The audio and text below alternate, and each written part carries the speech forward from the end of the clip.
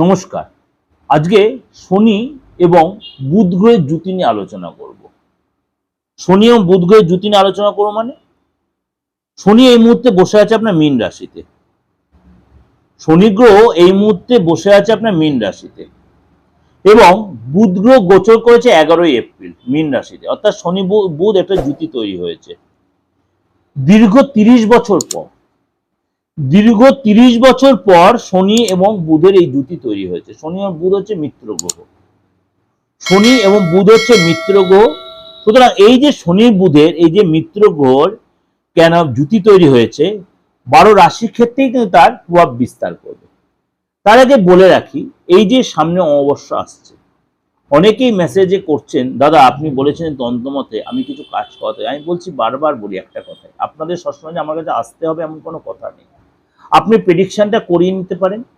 করিয়ে নিয়ে যদি দেখি কোনো প্রয়োজন আছে, আপনার কোনো অবস্ট্রাকশন আছে, কেউ আপনাকে বেঁধে রেখেছে, আপনার শুভ কাজ হতে চাইছে না, আপনি অবশ্যই তাহলে আপনার ডেট অফ বার্থটা দিয়ে, বা ডেট অফ বার্থ থাকুক আর নাই থাকুক, আপনার হাতের ছবি আর মুখের ছবি আগে প্রেডিকশনটা করান। আপনার কোথায় অবস্ট্রাকশনটা, কি প্রবলেম হচ্ছে, কোথায় আটকে যাচ্ছেন। আগে তো রোগ ধরতে হবে, তারপরে তো প্রতিকার। কারণ অনেকেই মেসেজ দিচ্ছেন, দাদা আমি কি করলে কি হবে, আমি রোগটাই তো দেখতে পারলাম না, সেটা তো বুঝলাম, কি করে আপনাকে ওষুধের প্রতিকার বলবো। কেন আমি এই আচমকা কথা হয় না, কেন এটা ওই জ্যোতিষী জিনিসটা ওই আচমকা ব্যাপার নয়। তারপরে মনে করেন আপনি বাস্তুতে ভীষণ একটা এফেক্ট, নেগেটিভ এফেক্ট পাচ্ছেন, খুব ভালো ছিল, কেউ হয়তো আপনার বাস্তুটাকে কোনো কিছু জিনিস ফেলে দিয়ে গেছে, পুঁতে দিয়ে গেছে, ছড়িয়ে দিয়ে গেছে, বা কেউ ফেলেও দিয়ে যায়নি, এমন কোন নেগেটিভ লোক বাড়িতে এসেছিল, আপনি যেটা বুঝতে পারছেন, আপনি হয়তো তাকে ভেবেছেন ভালোই, কিন্তু সে নেগেটিভিটি কিছু করেছে, সেই জন্য বাস্তুটা অনেকটাই নেগেটিভ ভাইব্রেশন দিচ্ছে। হতেই পারে, হতেই পারে। সেগুলো কিন্তু রেক্টিফিকেশন অবশ্যই প্রয়োজন আছে, সেটা অবশ্যই রেক্টিফিকেশনের প্রয়োজন আছে। সেগুলো না করলে আপনি কিভাবে আপনার কোথায় অবস্ট্রাকশনটা হচ্ছে আপনি বুঝবেন কি করে? তার জন্য কি করতে, আগে আপনাকে প্রেডিকশনটা করাতে হয়। বারবার বলছি, কেউ বলছেন দাদা আমার হাজব্যান্ড ওয়াইফের মধ্যে রিলেশনে একটা ব্রেকআপ হয়ে তৃতীয় কোনো ব্যক্তি এসে গেছে। আপনি মুখে বলছেন, তৃতীয় ব্যক্তিটা কে আপনি তো বুঝতে পারছেন, কিন্তু দেখা যাবে আগে বুঝতে হবে যে আপনার ফ্যাক্টরের জন্য সে তৃতীয় ব্যক্তি এসছে, নাকি আপনার পার্টনারের কোনো ফ্যাক্টরের জন্য তৃতীয় ব্যক্তি এসছে। সেই জায়গার আগে রোগটা ধরার দরকার। বা আপনার ডিভোর্সে কোনো মামলা চলছে, কারণ এইটা এখন খুব অনেকের ফ্যামিলিতে এই প্রবলেমটা ভীষণ সাফার করছেন আপনারা। বা স্বামী স্ত্রী রয়েছেন, ডিভোর্স হয়নি, আপনারা হয়তো দীর্ঘদিন আপনার ডিস্টেন্সে রয়েছেন, একসাথে থাকেন না, কেউ একজন চাইছেন আবার দুজনে মিল হয়ে, কিন্তু আরেকজন হয়তো চাইছেন না। সেটাকেও আপনার ঠিক করার কিন্তু প্রসেস আছে। যদি আপনাকে এগিয়ে আসতে হবে, আগে বুঝতে ফলটা কার, রোগটা কার।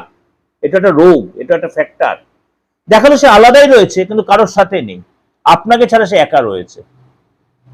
আগে তার মনের জায়গাটা চেঞ্জ করতে হবে। এইগুলো যে তন্ত্রের মধ্যে একটা স্টোন পড়ে দিলে এই জায়গাটা হয় না। বা আপনি চাকরি করছেন, সেই চাকরিটা তো আপনার মন মতো হচ্ছে না, আপনি চেঞ্জ করতে চাইছেন, এই মুহূর্তে কি আপনার চাকরিটা চেঞ্জ করা ঠিক হবে? সাপোর্ট করছে? আপনার হাত কি বলছে? আপনার নক্ষত্র সিচুয়েশন কি বলছে? আপনার দশা কি বলছে? আপনার প্রত্যন্ত দশা কি বলছে? সবচেয়ে বড়, আপনার হাত, আপনার ডেট অফ বার্থ আপনার জানা নেই, আপনার হাতটা কি বলছে? এই মুহূর্তে আপনাকে সাপোর্ট দেবে, চাকরি চেঞ্জ করে আপনি ভুল পথে পা বেরিয়ে ফেলছেন না তো? এইগুলো আপনাকে আগে বুঝতে হবে। যদি এগুলো বুঝতে পারেন তাহলেই দেখবেন আপনি অনেকটা। তার জন্য কি করতে, আপনি নিজে যদি অ্যাস্ট্রোলজার হন বুঝতে পারবেন। যদি আপনি অ্যাস্ট্রোলজার না হন, আপনি ডাক্তার হলে ডাক্তারের রোগটা বুঝতে পারছেন, কিন্তু আপনি ডাক্তার না হলে আপনি ডাক্তারে যেতে হবে, রোগটা ধরতে হবে। তাহলে আপনার কোনো অ্যাস্ট্রোলজার, অভিজ্ঞ অ্যাস্ট্রোলজার যেতে হবে, আপনার ফ্যাক্টরটা কোথায় হচ্ছে, বাস্তুতে হচ্ছে না রিলেশনে হচ্ছে, না কাজের জায়গায় হচ্ছে, না অন্য কোন সেক্টরে হচ্ছে, সেটা অ্যাকচুয়ালি অভিজ্ঞ অ্যাস্ট্রোলজি ধরতে পারবে। সেটা ধরে তারপর প্রতিকারের রাস্তায় হাঁটুন। আপনি আগে বলেন প্রতিকার, প্রতিকার বলে অ্যাকচুয়াল যারা অ্যাস্ট্রোলজার সে প্রথমে আপনার প্রতিকার দিয়ে পয়সার জন্য করবেন না, কখনোই করবে না। প্রফেশনটাকে সে ভুল পথে পরিচালনা করবে না। আমি অন্তত করি না, কে কি করবে জানি না, আমি অন্তত করি না। আগে সবসময় আমি বলি, আগে আপনি নিজের প্রেডিকশনটা করান, ভিজিটটা দিয়ে প্রেডিকশনটা করান, তারপরে যদি মনে হয় এটা ঠিক হয়ে যাওয়ার জায়গা আছে, তাহলে আমি বলবো আপনার এটা কোনো প্রতিকারের দরকার নেই। সবাইকে যে প্রতিকার করি বা করার প্রয়োজন হয় তা নয়, তা নয়। অনেক সময় প্রতিকার ছাড়াও রেজাল্ট পাওয়া যায়, ভালো ফল পেয়ে যায় অনেকে। আপনার সময় যদি সাপোর্ট দিয়ে থাকে, আপনার সময় যে সামনে ভালো সময় এসে আপনি কিন্তু হবেই। বারবার বলছে সময় অনেক কিছু ডিপেন্ড করে, আপনার হাতটা ডিপেন্ড করে, আপনার মনটা স্থির কিনা, আপনার মনটা কি বলছে, এই জিনিসগুলো আগে বুঝতে হবে। অ্যাস্ট্রোলজি মানে মানে সেই গেলাম হয়ে গেল করে দিল তা নয়, তন্ত্র মানে তা নয়। আগে দেখতে হবে আপনার সেই রোগটা সারানোর ক্ষমতা আমার আছে কিনা। আমি অন্তত সেটা ভাবেই প্রেডিকশন করি, সেইভাবে আপনাদের বিচার দিই, সেইভাবে আমাদের প্রতিকার করার চিন্তা করি।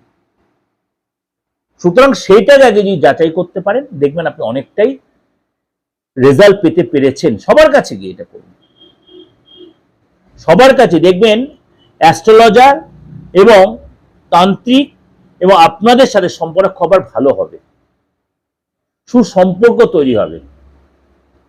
চলুন তাহলে আজকে আলোচনা করি এই যে শনি বুধের জুতি আপনার জন্য কি এফেক্ট হচ্ছে। কারণ এই 12 রাশির ক্ষেত্রে তার প্রভাব পড়বে। কেরিয়ারের ক্ষেত্রে বলুন, আপনার সংসার লাইফের ক্ষেত্রে, ফিনান্সের ক্ষেত্রে বলুন, যে সেক্টরে সেই সেক্টরের ক্ষেত্রে বলুন, আপনার কিন্তু এই সময় ডেভেলপ আসছে না, আপনাকে সতর্ক থাকতে হবে।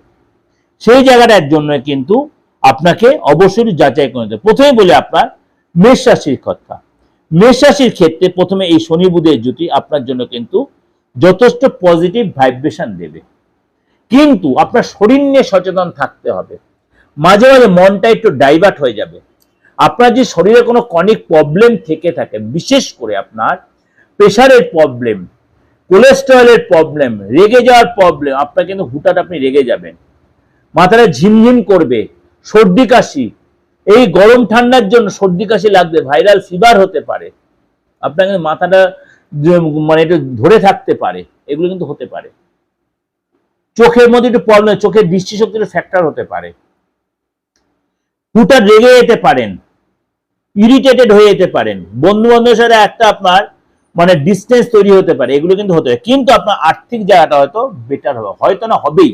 আর্থিক জায়গাটা কিন্তু আপনার সাপোর্ট দেবে, আর্থিক অর্থ জায়গাটা আপনার ডেভেলপ করবে, পড়াশোনায় মন বসবে, স্যালারি ভালো হবে, এবং আপনার কিন্তু এই সময় ইনকাম যেমনি হবে, খরচের রাস্তা তৈরি হবে।